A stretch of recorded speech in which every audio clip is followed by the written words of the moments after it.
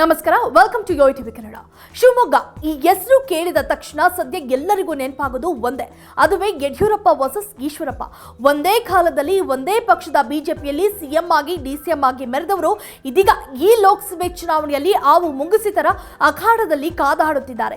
ಪ್ರತಿದಿನ ಇದೀಗ ಯಡಿಯೂರಪ್ಪ ಫ್ಯಾಮಿಲಿ ಮತ್ತು ಈಶ್ವರಪ್ಪ ಫ್ಯಾಮಿಲಿ ಚುನಾವಣಾ ಟಾಕ್ ಸಮರ ಲೋಕಸಭಾ ಕದನಕ್ಕೆ ಭಾರಿ ರಂಗು ತಂದಿದೆ. ಇದು ಇದೀಗ ಯಡಿಯೂರಪ್ಪ ಸೇರಿದಂತೆ ಪುತ್ರ ವಿಜೇಂದ್ರ ಹಾಗೂ ರಾಘವೇಂದ್ರಗೆ ಭಾರಿ ತಲೆನೋವಾಗಿ ಬಿಟ್ಟಿದೆ. ಮತ್ತು ಇತ್ತೀಚೆಗೆ ಈಶ್ವರಪ್ಪ ಅಮಿತ್ ಶಾರನ್ನು ಭೇಟಿಯಾಗಲು ಹೋದಾಗ ಅಲ್ಲಿಯೂ ಕೂಡ ಈಶ್ವರಪ್ಪ ಸಮಾಧಾನ ಆಗಿರಲಿಲ್ಲ.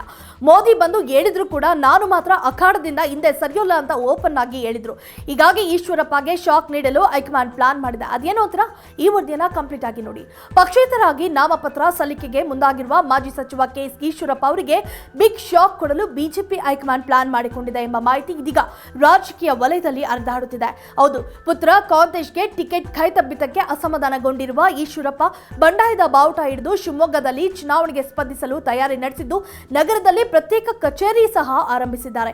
ಮತ್ತೊಂದೆಡೆ ಇಡೀ ಕ್ಷೇತ್ರದಲ್ಲಿ ಪ್ರಚಾರ ಸಹ ಆರಂಭಿಸಿದ್ದಾರೆ. ಹೌದು, ಕೆಎಸ್ ಈಶ್ವರಪ್ಪ ಅವರನ್ನು ಪಕ್ಷದಿಂದ ಉಚ್ಚಾಟನೆ ಮಾಡುವ ಮೂಲಕ ಭಿನ್ನಮತ ಬಂಡಾಯ ಸಹಿಸಲ್ಲ ಅನ್ನೋ ಸಂದೇಶ ರವಾನಿಸಲು ಹೈಕಮಾಂಡ್ ಸಿದ್ಧತೆ ಮಾಡಿಕೊಂಡಿದೆ ಎಂದು ತಿಳಿದು ಬಂದಿದೆ. ಈ ಹಿಂದೆ ಹಲವು ದಿಗ್ಗಜರ ವಿರುದ್ಧ ಬಿಜೆಪಿ ಕ್ರಮ ಕೈಗೊಂಡಿತು. ಕಲ್ಯಾಣ್ ಸಿಂಗ್, ಉಮಾಭಾರತಿ, ಶಂಕರ್ ಸಿಂಗ್ ವಘೇಲಾ ವಿರುದ್ಧ ಬಿಜೆಪಿ ಶಿಸ್ತು ಕ್ರಮ ತೆಗೆದುಕೊಂಡಿತ್ತು. ಇದೀಗ ಈಶ್ವರಪ್ಪ ವಿರುದ್ಧವೂ ಕೂಡ ಕ್ರಮಕ್ಕೆ ಮುಂದಾಗಿದ್ದು, ಇದೇ ಕಾರಣಕ್ಕೆ ಅಮಿತ್ ಶಾ ನೇರವಾಗಿ ಈಶ್ವರಪ್ಪರನ್ನ ಭೇಟಿ ಆಗಿಲ್ಲ ಎನ್ನಲಾಗುತ್ತಿದೆ. ನಾಮಪತ್ರ ಸಲ್ಲಿಕೆಗೂ ಮುನ್ನವೇ ಉಚ್ಚಾಟನೆ ಮಾಡುವ ಸಾಧ್ಯತೆಗಳೇ ಇವೆ ಎನ್ನಲಾಗುತ್ತಿದೆ. ಈಶ್ವರಪ್ಪ ಬಂಡಾಯ ಸ್ಪರ್ಧೆಗೆ ಬಿವೈ ರಾಘವೇಂದ್ರ ಪರೋಕ್ಷವಾಗಿ ಟಾಂಗ್ ಕೊಟ್ಟಿದ್ದಾರೆ. ಚುನಾವಣೆ ಸಂದರ್ಭದಲ್ಲಿ ನಾವು ಮಾಡಿದಂತಹ ಕೆಲಸಗಳಿಗೆ ಮಾತ್ರ ಒತ್ತು ನೀಡಬೇಕು, ಉಳಿದಂತಹ ವಿಚಾರಗಳಲ್ಲಿ ನಾವಾಗಲಿ ಪಕ್ಷದ ಪ್ರಮುಖರಾಗಲಿ ತಲೆ ಕೆಡಿಸಿಕೊಳ್ಳುವ ಅವಶ್ಯಕತೆ ಇಲ್ಲ.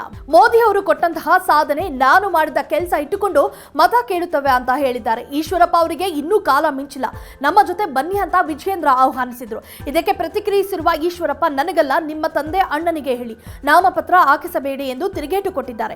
ಇನ್ನು ಯುಗಾದಿ ಹಬ್ಬದ ಸಂದರ್ಭದಲ್ಲಿ ದೇವರಿಗೆ ಹೂ ಹಾಕುವ ಸಮಯದಲ್ಲಿ ಅನ್ಯಾಯವಾಗಿರುವ ಈಶ್ವರಪ್ಪನಿಗೆ ನ್ಯಾಯ ಕೊಡಪ್ಪ ಎಂದು ಕೇಳಿಕೊಳ್ಳಿ.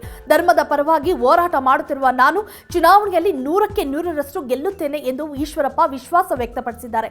ಇದೇ ವೇಳೆ ಈ ಬಾರಿ ನನ್ನನ್ನು ಗೆಲ್ಲಿಸಲು ಹಿಂದೂ ಸಂಘಟನೆಯವರು ಗೆಲ್ಲುವವರೆಗೂ ನನ್ನ ಜೊತೆ ಇರುತ್ತೇವೆ ಎಂದಿದ್ದಾರೆ. ನಾನು ಅನ್ಯಾಯ ಮಾಡಿದ್ರೆ ನನ್ನ ಮಕ್ಕಳನ್ನು ದೇವರು ಹಾಳು ಮಾಡಲಿ. ಸಿಟಿ ರವಿ, ಪ್ರತಾಪ್ ಸಿಂಹ, ಬಸವನಗೌಡ ಪಾಟೀಲ್ ಯತ್ನಾಳ್ ಎಲ್ಲಾ ಹಿಂದೂ ನಾಯಕರನ್ನ ಪಕ್ಕಕ್ಕೆ ಸರಿಸಿದರು.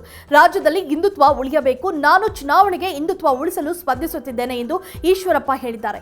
ಇನ್ನು ನಾನು ಸಾಯುವ ತನಕ ಮೋದಿ ಜೊತೆ ಇರುತ್ತೇನೆ. ಎಲ್ಲಾ ಲಿಂಗಾಯತರು ನಮ್ಮ ಸಮಾಜಕ್ಕೆ ಅನುಕೂಲ ಮಾಡಿಕೊಟ್ಟಿರುವ ಈಶ್ವರಪ್ಪನಿಗೆ ಮತ ಕೊಡುತ್ತೇವೆ ಎಂದಿದ್ದಾರೆ.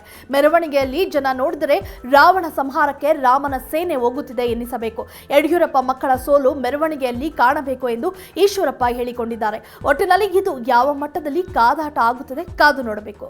If you like this video, ಬೇಗ ಲೈಕ್ ಮಾಡಿ, ಕಾಮೆಂಟ್ ಮಾಡಿ, ಶೇರ್ ಮಾಡಿ ಹಾಗೂ ಯೋಯೋ ಟಿವಿ ಕನ್ನಡವನ್ನು ಸಬ್ಸ್ಕ್ರೈಬ್ ಮಾಡಿ.